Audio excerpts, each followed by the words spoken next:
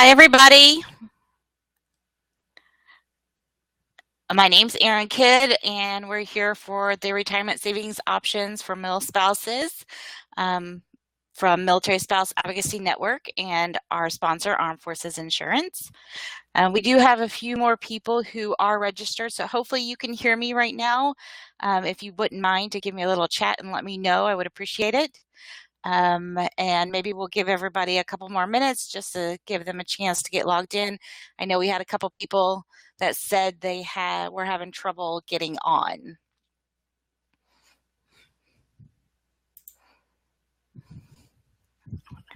Awesome.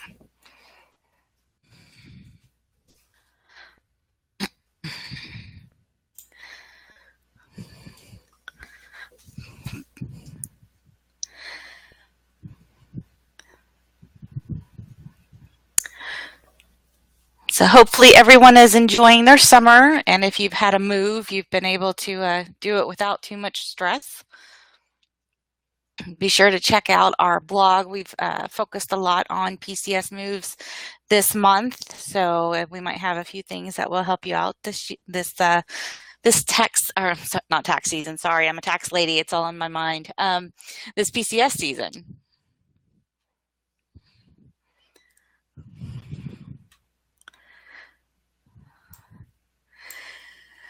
So what I've tried to do with my slides this time is not put a whole lot of information on them. So you're not going to see a whole lot of information on the slides, but I do have a lot to talk about. So hopefully you have a pen and paper, you're able to take some notes, and then of course feel free to chime in with any questions that you have. I'll be happy to answer them. There's a lot of information to cover, and there's a lot of specifics, a lot of things that are going to be specific to your situation. So it's going to be a broad overview, but hopefully it gives you an idea of some of the things to think about, and to not just consider your service member's retirement, but to think about your own retirement and your own plan. I know for myself, my husband's career military, a huge 14-year break from full-time employment, and didn't do a great job of planning for my own retirement. So I'm playing catch up now. So what I'm hoping to do is to give you an opportunity to think about those things now and give yourself the chance to not make some of the same mistakes that I did. Okay, let's see. So I think we'll get started. We'll do a little bit of introductory stuff, and then we'll just go on. And if you have any questions, let me know. So the first little thing is just a little bio about me. I just wanted you to know a little bit about where I came from. Like I said, I'm a 20-year Army spouse. I'm also a third-generation military spouse. So apparently we like the uniforms in my family, or we don't learn. So my mom was a mil spouse, my grandmother was a mil spouse, and so am I. I'm also an accredited financial counselor, an enrolled agent, which is someone who's federally licensed to practice before the IRS. I have a master's in business administration, and like I said, I've learned many financial lessons the hard way. So what I'm hoping to do is to kind of help you avoid some of those lessons that I've learned, and maybe give you the opportunity to learn from my mistakes. So what we're going to do, kind of what our game plan is here today, is we're going to discuss the importance of saving for your own retirement and some of the factors that you should consider, and when you should do it. And what I'm going to say, I'll tell you right now, as soon as possible, and whatever you can do to make it automatic is going to be the best way, I think, to do it, because the less you have to think about, we're busy, we have lots of things going on. So the less you can do to think about it and make it automatic, the better it's going to be, I think, for you. And it's just going to be easier to make it happen. And we're also going to talk about the how of saving for your retirement. So we'll talk about the typical retirement options that are out there, and a few other ways that you can build wealth for your retirement. So some numbers for you to think about. The average number of PCS moves in a 20-year military career is about 10. So if you think about it, you've got schools, you've got, traditional PCS moves, sometimes you've got those unaccompanied tours. So it's about 10 moves. So that often, accounts for huge breaks in the spouse's career. If you don't have a career, if you don't work for yourself, or you don't have a career that's easily able to move with you, that can cause some difficulties in planning for your own retirement and saving for your own retirement. And it's something that, is a real factor. We always talk about the underemployment and unemployment of military spouses, and this is one of the issues. So the other thing is, the vast majority of military spouses are female. We do have a lot of male spouses, and they end up with the same types of issues that we have. They have breaks in their careers. They're home taking care of kids. They do those things. But one of the things they don't have is they tend to not live longer than their spouses. Women tend to live 3 years longer than men.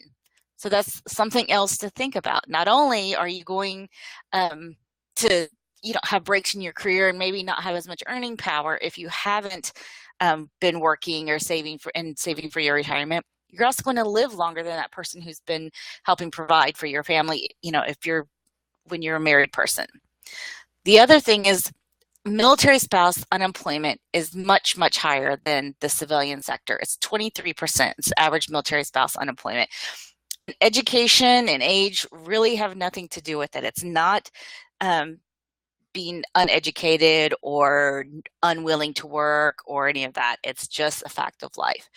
And so we need to be especially cognizant of that, and especially taking advantage of the things that we can do to save for retirement. So one of those options are, we can set up spousal IRAs. So because our spouses are working, we are able to go ahead and set up those IRAs. So something to think about, and to know that you still can save for your retirement.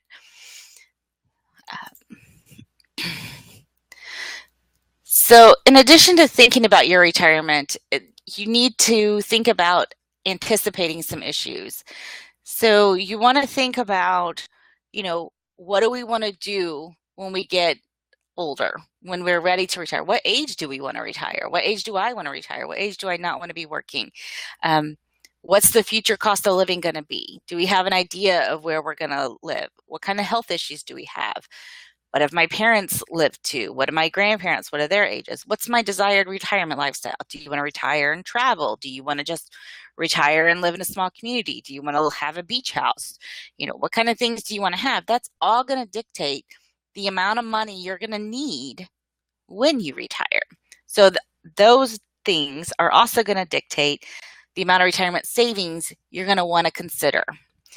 Something else to think about that none of us want to think about is, none of us are going to live forever. Our spouses aren't. We're not. So we need to think about those kinds of things too. We need to anticipate those issues. Sometimes life throws us curveballs. What would happen to us if we decided and we weren't married anymore? What happens then? What kind of safety net do we have in place? So we need to consider those issues as well, and think about, what would we do if things were not the way they are now?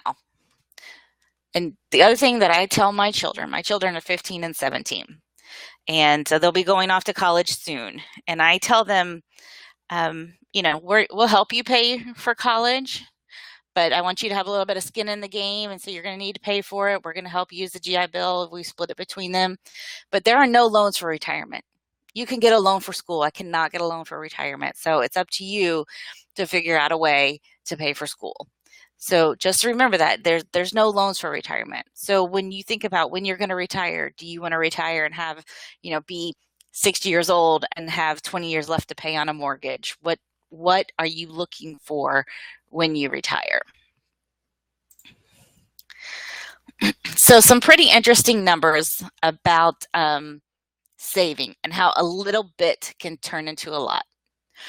So I took this information. This information is from the Motley Fool, and it talks about how it's just saving $10 a week over 45 years can turn into $1.65 million. $10 a week. That's $3,650, which seems like a whole lot of money when you're first talking about it. That seems like a lot of money to come out of your pocket. But when you start talking about $10 a week, $1.50 a day, that's not a whole lot. That's something you could probably do with your pocket change. Set it aside. Now, it uses a lot of assumptions. It does, assume that you're investing in the stock market with a historical return of 7%, and it's invested in tax-deferred savings over 45 years. Still, you can do that. You can invest in a tax-deferred savings, which is something like a traditional IRA. So you're not paying tax on that traditional IRA when you put it in. And we'll talk a little bit more about IRAs, traditional IRAs, Roth IRAs, 401ks, all those specific settings, all those specific tax preferential type of savings. But the point here is, just a little bit. So I'm sorry, it's $100 a week. So it's 36,000. So saving just a little bit can turn into a lot of money. So it's very, it can seem very disheartening to not have to just start out saving a little bit, but you'll hit a tipping point. You're gonna hit a tipping point, and if you make it automatic, it will grow and grow, and before you even know it. If you do it in a way where it happens before it even hits your bank account, it's almost like magic when it happens. So that's just something to think about. So this is, let's say you start when you're, start when you're 25 and invest, $100 a week. $100 a week, that's 36. So I said $10. So pardon my faux pas, but $100 a week. So I guess that's a little bit more than that number here. I might need to update my slides, but the point is making a little bit here. So I'm going to go back to my example. So if you go and you save $10 a week over 45 years, it's 165,000. So it's nothing to sneeze at. If it's $100 a week over 45 years, it's $1.65 million. So that's the average rate of return. So if you're going to do it, you can do it in a 401k, you can traditional IRA, you can do it in a lot of things, and you're not going to need it. The retirement age is 67 now is what the the Social Security Administration is saying is the full retirement age for those born after 1960. I think for me, I was born in 1964, so I think it's up to 70 now is full retirement age when you get your full Social Security. So hopefully it'll be there when we all retire. But you can make a big change with a little bit of money. You just need to start. So some of the options for military spouses, and really they're options for everybody, but what I really want military spouses to know is that these are available to you. Your spouse's retirement is not the only retirement out there. And I know a lot of us struggle with, I know at least I did, I struggled with not having an identity of being employed. So I wanted to have my own identity. I wanted to have a way to be on my own and to know that I was contributing to my household and to our retirement and our future. So this helped me to learn these things. So some of the vehicles that we've probably all heard about are traditional IRA. So there are two different basic individual retirement arrangements is what they're called. There's a traditional and a Roth. So a traditional IRA is one, there are some limits, but it is essentially a tax deferred one. So depending on so all our spouses are covered by retirement plans if they're active duty military. So we do have some limitations as far as whether or not our contributions are going to be able to be tax deductible, which means that you get to take it right off the front page of your tax return. And for those under the age of 50, you can contribute up to $5,500 to an IRA, to a traditional IRA, even if you're not working. So you can do it to a Roth, or you can do it to a traditional, or you can split it. So a traditional IRA is made with pre-tax dollars, which means you're not paying, you shouldn't be paying any tax in those dollars. You subtract it off your tax return. And when you pay the tax is when it comes out after you're 59 and a half and you start taking your distributions, or age 70 and a half when you're required to start taking distributions. A Roth IRA, on the other hand, is interesting because you can make those contributions. You make them with after tax dollars, so they don't do you any good as far as tax preferential treatment now. But what's amazing about Roth IRAs is when you take them out, when you're at retirement age, you don't pay any tax on them then. They grow tax free. So if you're putting money in there, let's say you put $5,500 in there every single year, $5,500, that's about $400 a month, about $100 a week. You put that in every year for 45 years, you're going to get to your 1.7 million. And when you take the money out, you don't pay any tax on it. That's a pretty amazing thing to contemplate. The other side is with the traditional, as you're making the money, depending on where you're at and your income level, you can deduct those traditional IRA contributions from your current tax situation. You can take it off your tax return now. And then when you take the distributions when you're older, your required distributions, you pay the tax on it then. The thought is when you're older and you're in retirement, maybe your income's not as high as it is when you're in your peak earning years now. So maybe you're not paying as much tax on it then. So there are two sides of the same coin. The spousal IRA essentially just means, because typically an IRA is contributions must be made when you have earned income, but you can have an IRA set up as a spouse if you're filing a joint return and your spouse works and you don't. So that's the nice thing about it. Some people think that they can't have an IRA even if they're married and they're not working, but you can have that. So there are limits to the deductions if your spouse is covered by a retirement plan.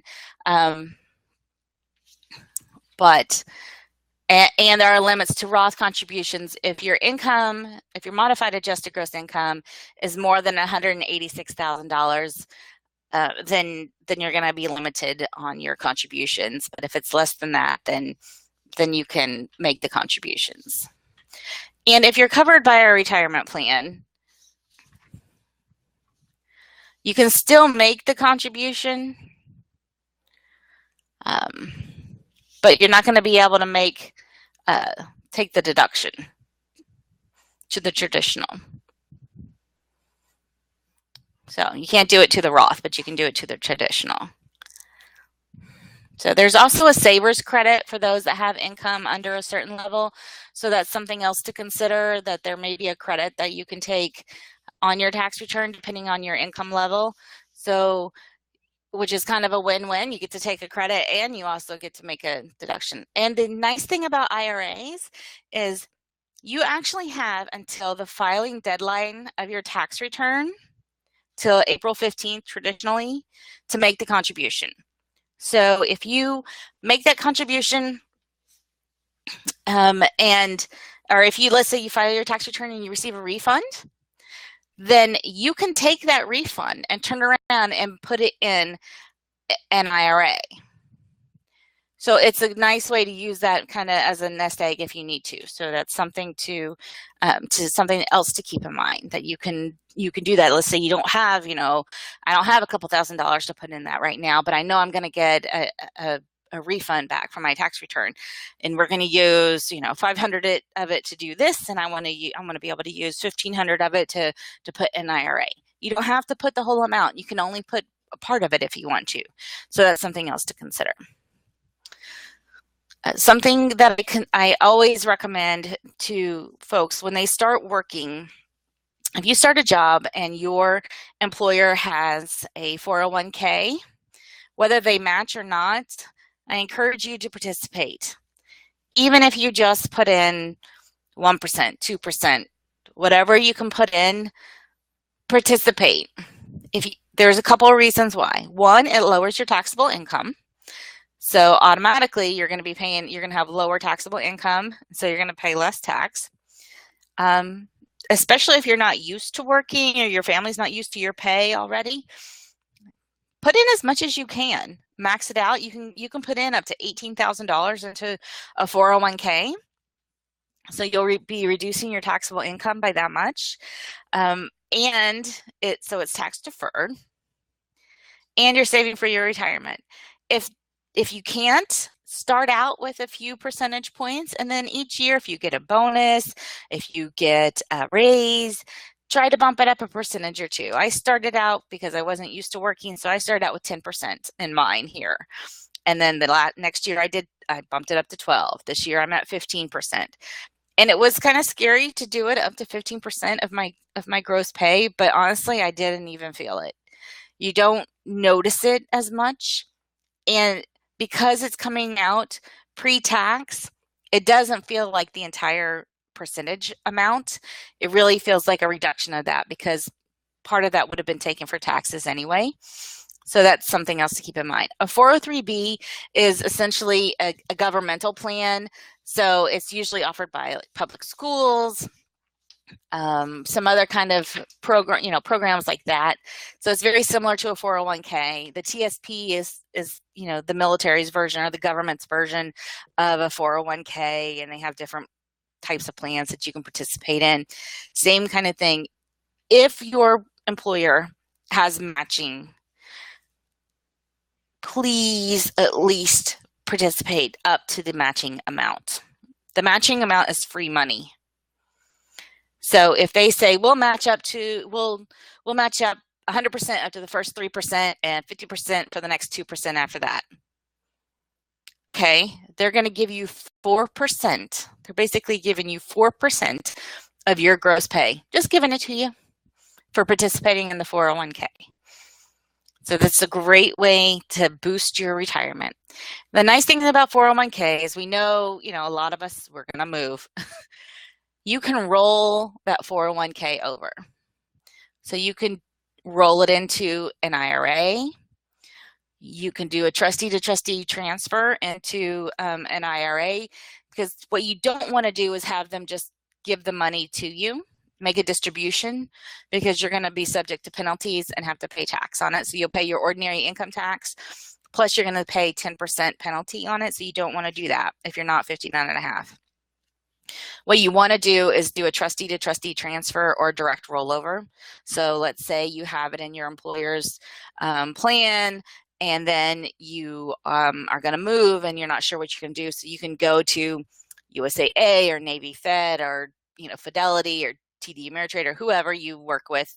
I don't know, whoever you want to that offers IRAs, and set up an IRA, and then you will just tell them, your people where you work and where you are setting up your IRA, that you want to do a trustee-to-trustee transfer of your employer plan to the IRA, and they will do it. You'll probably have some paperwork that you need to fill out and some things that you need to do, but then you don't touch the money, and then there's no penalties involved, and it moves with you wherever you go. So then you're not leaving it behind, you're not leaving money on the table, you're not trying to keep track of it. So, and you can do that with your 403B. You can even do it with your TSP. If you decide to, let's say you're working for the government, and you decide to leave and you go to a new job, you don't need to, but you can roll it over. A lot of companies encourage you to do that because they don't want to pay the maintenance on the plan when you're not still there participating in it. So it's almost always better to do the direct trustee-to-trustee transfer or or a direct rollover to another retirement plan or into an IRA. That way you don't have to fool with it, because what happens is if you say, go ahead and give me the money, but I don't know what I'm going to do with it. I'm going to put it in but I know I'm going to set up an IRA eventually. I have 60 days to do it. If they give you the money, they have to withhold taxes on it. And so you need to make sure that when you put that money in an IRA, that not only do you put the money, the cash that you received, you also put the amount equal to the amount of the withholdings that they had on it. And it's usually 20% is what they automatically withhold.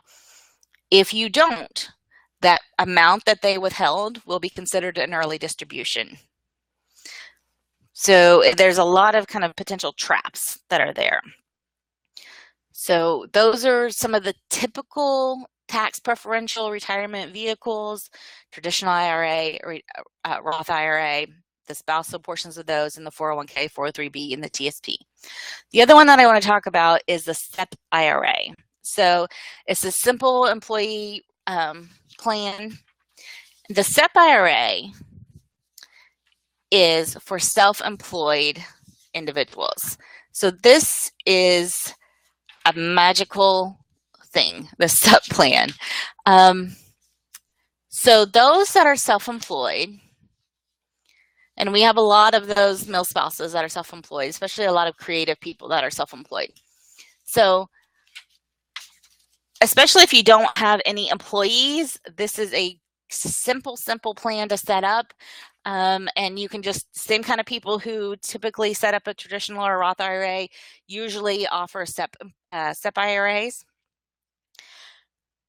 You can contribute to a SEP IRA and have it taken basically, above the line. So it's a deduction straight off your tax return, up to 25% of your income of your self-employment.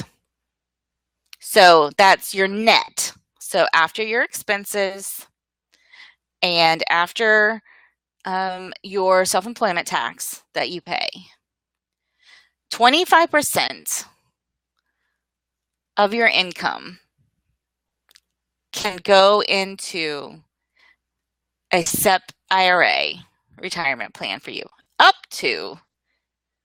For 2017, it's up to $54,000. That's huge.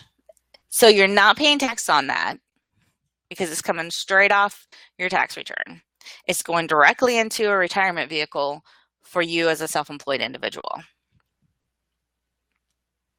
So, and the other fantastic thing about a SEP is that the SEP is similar to a traditional IRA in that, in a Roth IRA, well, it's really traditional, very similar to the traditional IRA in that it's the pre-tax dollars, right? Because we can take the deduction off our tax return. There's, you can have it if you belong, if you are, you have it if you're self-employed. You have to have net income. So you have to have income that's subject to self-employment tax in order to be able to have the contribution. And the great thing about it is you don't have to make the contribution that you put on your tax return until the due date of your tax return, including extensions. So let's say we do your taxes and you have, after your expenses and your self-employment tax calculation and all that, we're going to use easy numbers. So let's say you have $20,000 in net income. So that means you can put $5,000 in your SEP. But you don't necessarily have $5,000 sitting around right now that you can put in there. Well, we can extend your tax return, and you have until October 15th to put $5,000 in that SEP plan for the previous year. So if it's this year we were doing your tax return, you have until October 15th to put $5,000 in for 2016. while you're earning money for 2017. So it is like the most amazing thing. And there's no additional paperwork that needs to be filed on your behalf. You don't have to file any additional paperwork. You can also set up what's called a solo 401k, which is even more amazing in that it's very similar to a regular 401k in that you can make $18,000 worth of deferral contributions, and you can make employer contributions and employee contributions. So you can make huge amounts of contributions into a solo 401k. However, there are other filing requirements. You have to file a form that's called a 5500, and there's some maintenance. So there's other things. So once you start making a lot of money, let's say, then that might be, something that you want to look into. There are other things. So if you start having employees, you need to make sure if you have a set plan that you also have you have it so that your employees are eligible. So there are things to think about with those things, but I mean the set plan is by far the most underutilized and most advantageous tool for a self-employed individual that is out there. I think it is just dynamite, and it is, you're going to have to put your money somewhere. You're going to have to pay somebody. I'd rather you pay yourself than pay Uncle Sam. So I think that would be that's a great thing.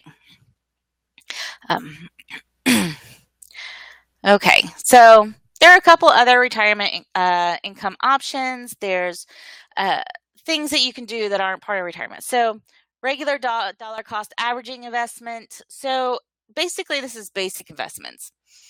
You'll set up something where you send $50 a month into, and I would recommend a fee-based a fee-based advisor, but it's up to you, or any kind of no-load mutual fund, and just a regular investment that you make to set up for your retirement. The key here is to not use it for your as a stash that you rob. It can't be like an emergency savings or anything like that. It's just going to be just regular investments that you're going to use, and you've decided that this is going to be your retirement. Always, I think, use your tax advantage retirements first. Max out any 401ks or 403bs and any employer plans. Use your traditional and Roth IRAs to your advantage first. And then look at other investment options. Make your savings automatic. The other tools that are out there are annuities. And annuities are a little different. I don't use them as much, but I do see folks using them. So basically, an annuity is a contract that requires regular payments for more than one full year to the person entitled to receive the payments. So you can buy an annuity contract alone or with the help of your employer. You can go, again, to any investment advisor and have them and purchase one through them. I always recommend, again, a fee-based advisor rather than someone who's paid on commission. I just feel like then they have your best. It's easier for them to have your best interests at heart rather than in the back of their mind. They may have your,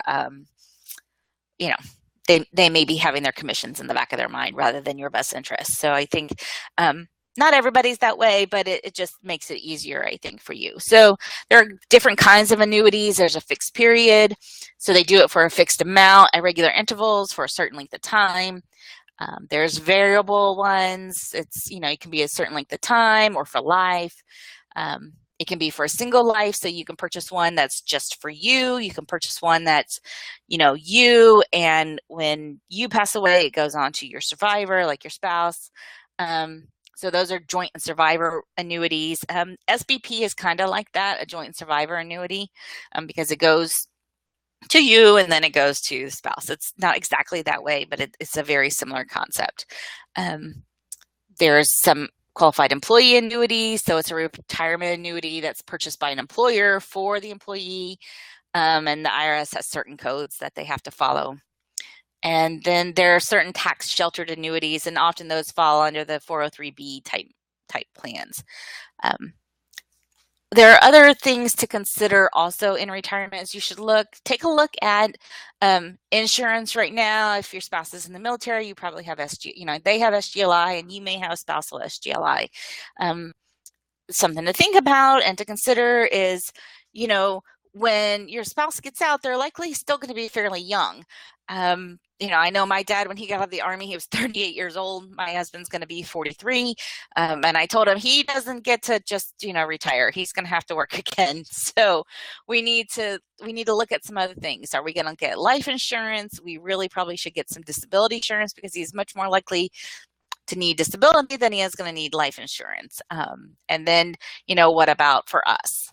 The other thing that you want to look at is another way to build wealth is real estate investments. So I know a lot of folks, and these are things that you, like real estate in particular, is something you want to do if, you're comfortable with. Everything you want to do is you need to know yourself. So particularly these things that are outside regular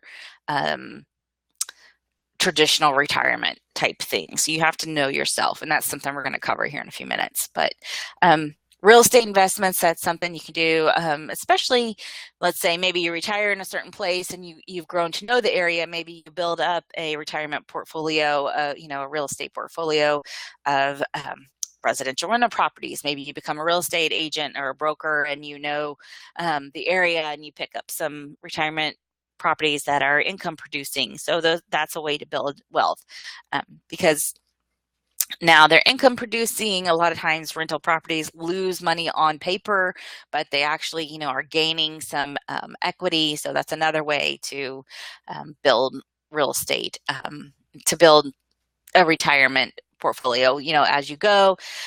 The other thing to think about, though, is just like in 2008, when we had our big dip in our real estate market and in the economy, a lot of folks lost a lot of money in their portfolios. The real estate market just kind of dried up.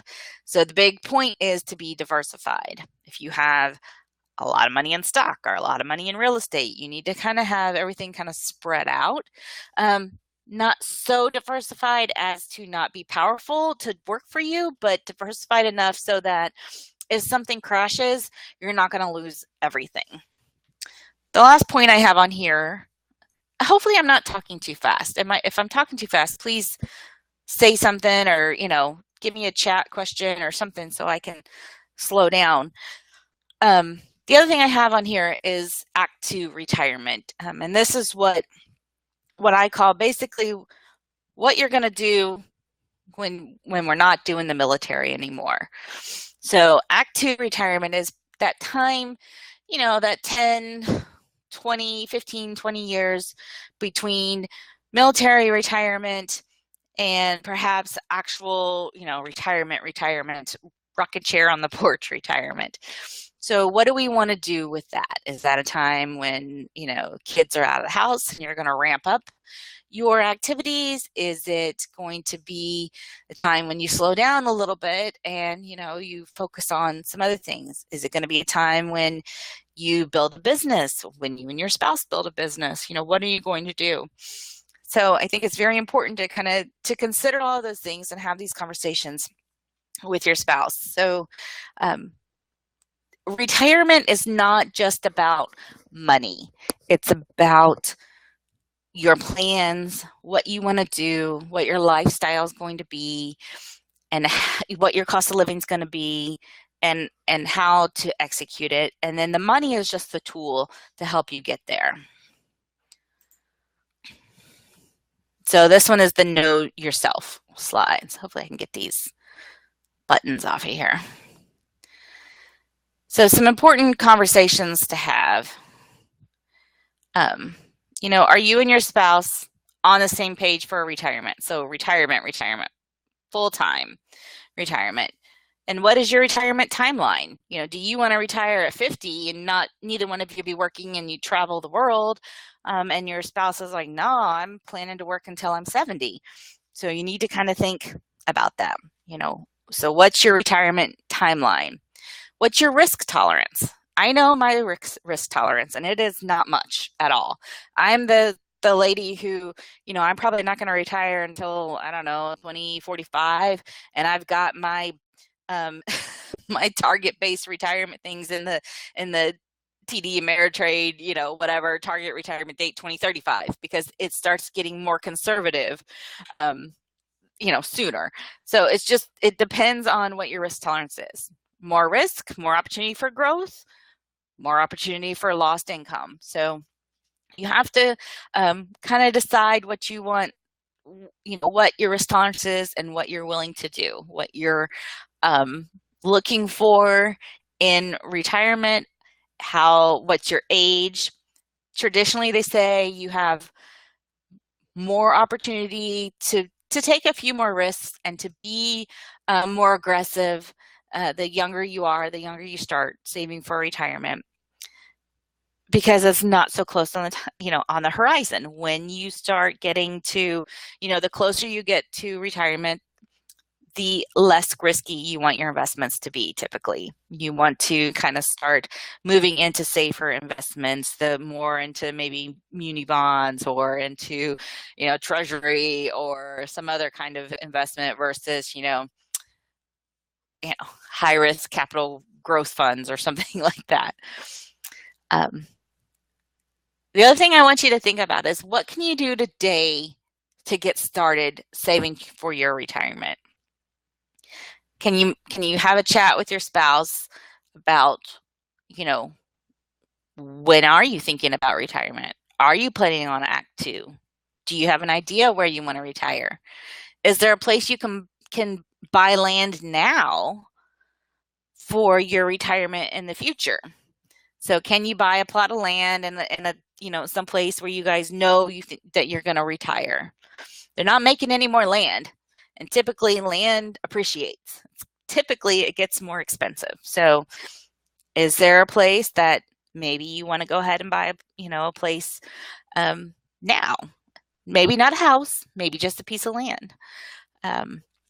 Do you think, hey, I'm self-employed and I'm pretty sure I'm going to make a profit this year.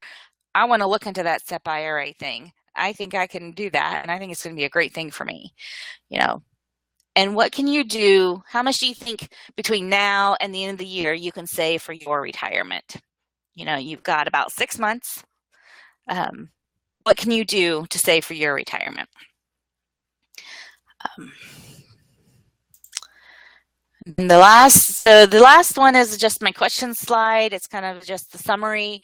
Hopefully I've taught you a little bit of something. Hopefully you've learned a little bit about a retirement option that you didn't necessarily know about, or it has triggered some thoughts or some things for you to think about, and give you some food for thought. If you have any questions, please let me know. And I think, Moni, we might have some information, some other things, some giveaways perhaps. And I really appreciate you joining me. And that's kind of all I have for right now. But if you have any questions, I'm here, and I'll be happy to stay on and look for your chats.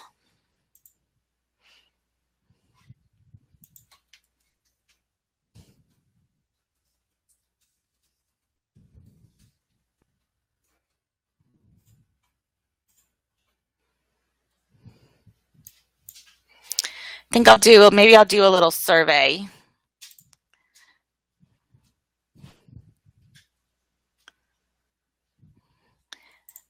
And see if there's any questions. Let's see.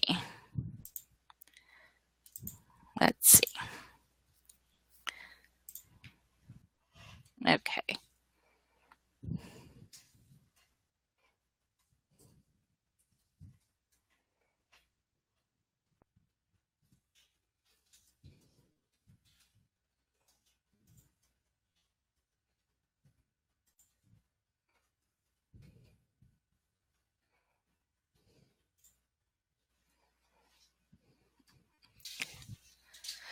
So I've added a little poll. I'm going to add a couple more. If you're able to do it, I appreciate it. It'll help me tailor some things to any new webinars that we can do.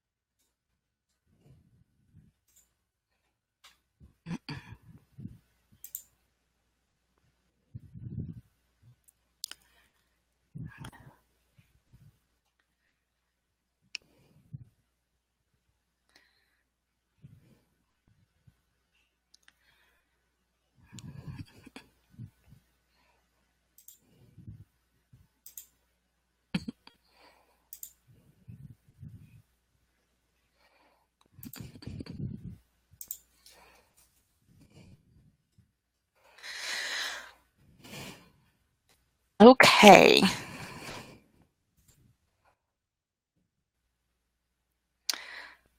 So Moni, do you want me to promote you to presenter?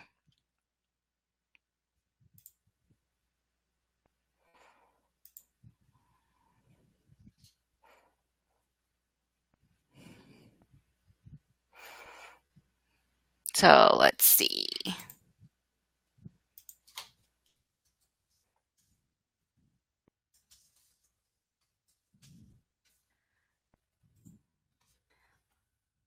All right.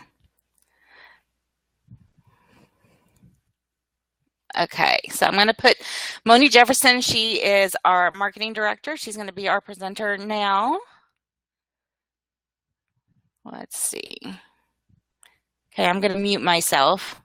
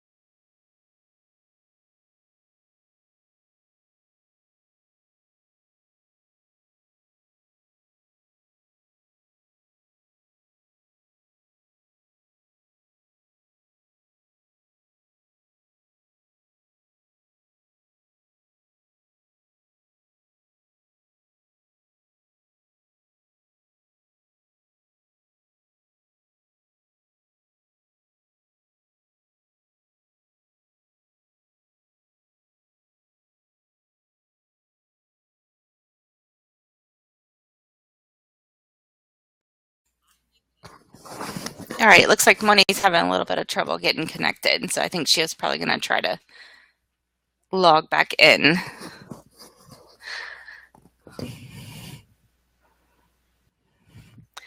I really appreciate you guys taking time out this evening to join us. I know it's kind of late. Well, it's late for me. It's only, 8:50, but I like to go to bed early. Let's see.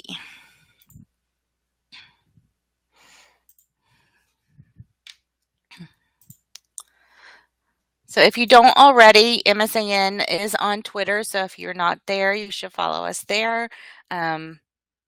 Each day of the week, we tweet out different things for depending on what our theme for that day is. Monday is financial. And then Tuesday, I think, is resilience. And Wednesday is employment. We have stuff for mill spouses. Saturday's education. I think Friday maybe mental health.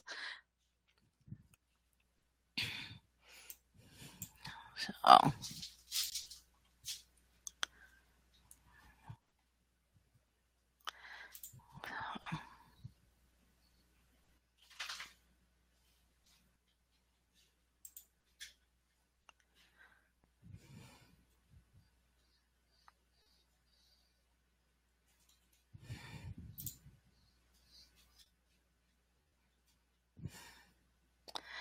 Well, it looks like she's having some trouble.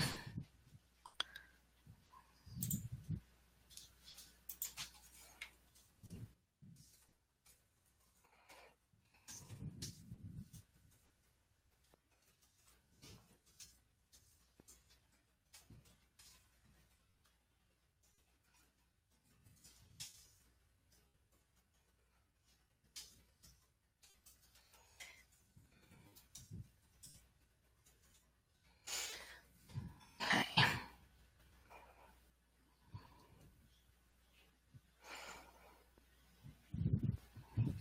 Gotta love technical difficulties.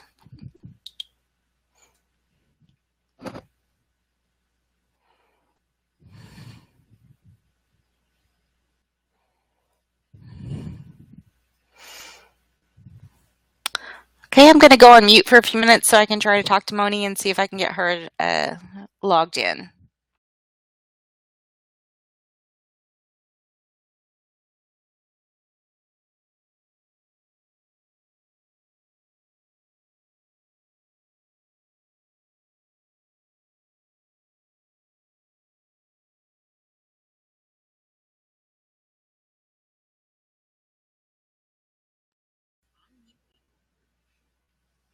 Okay. Okay. All right. Okay.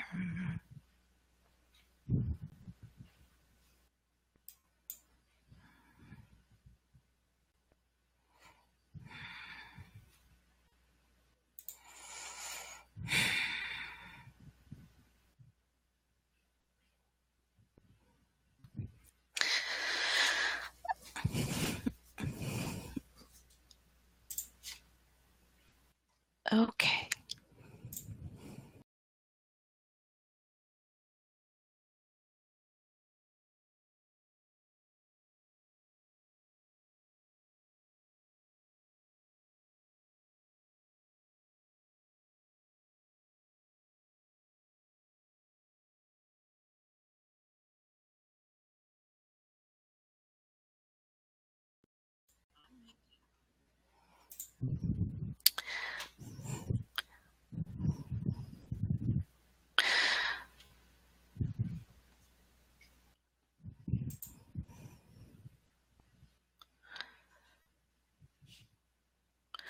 Okay, so we're going to be able to do our giveaways now.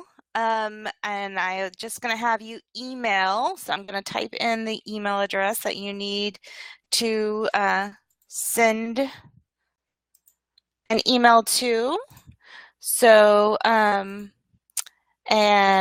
it will be Aurora and Bryn.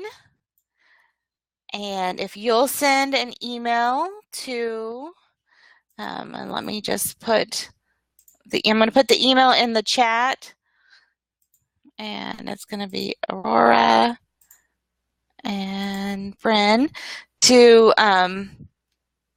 the email address that I'm going to send to you, and then we'll get in touch with you for your giveaway prize.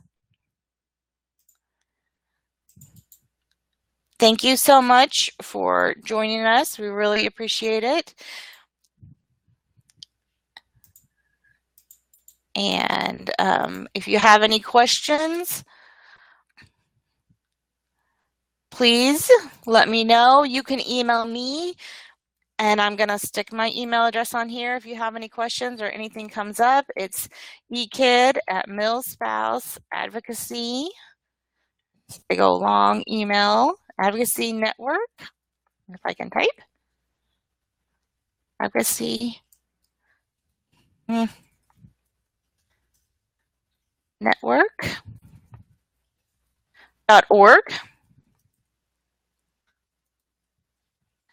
If you have any questions or need anything, or have any ideas, I appreciate it. Give me a call or shoot me an email and I'll be happy to help. Thanks so much.